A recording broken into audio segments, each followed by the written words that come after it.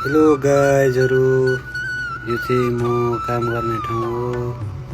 यो चाहिँ भित्र कफीको डिस्प्ले यस्तो छ।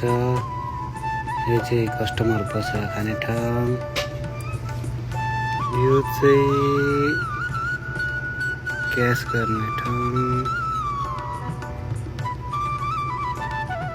यो चाहिँ मेनु। साथीहरु कफी बनाउँदैछ। यो चाहिँ कफी बनाउने मेसिन हो। अब यहाँनिर एस्प्रेसो सर्ट झर्छ। सर्र लाएर यसलाई चट्ट क्यापुचिनो बनाउने हो।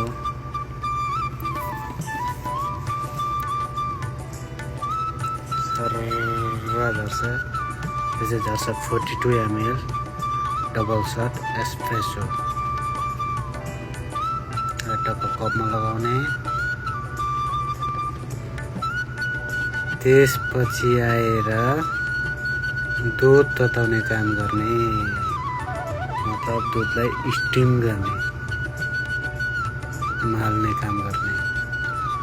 दुधलाई उमाल्दाखेरि फेरि फोम धेरै बनाउनु भएन, ठिक्कको फोम बनाउनु पर्छ। क्यापुचिनो लाटेमा चाहिँ भनेको फोम धेरै हुँदैन, सेम क्रिमको जस्तो हुनुपर्छ। क्यापुचिनोमा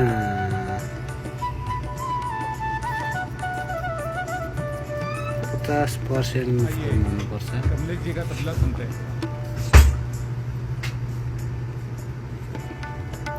यो चाहिँ मैले बनाएको चाहिँ क्यापुचिनो हो। यसमा फोम धेरै छ। सर्र लाएर हेर्ने। यो बनाउने मान्छे नि मै नै हो र भिडियो गर्ने मान्छे नि मै नै हो। हजुरहरूलाई कस्तो लाग्छ? सर्र लाएर एकचोटि हेर्दिनु कस्तो हो क्यापुचिनो। तर अलिकति यो अटोमेटिक मेसिन हो कि WMF भन्ने मेसिन।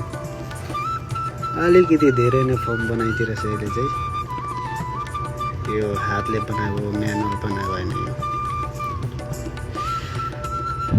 यो अटोमेटिक अब मेसिनबाट बनाएको हो कि धेरै फर्म भएको छ अलिकति।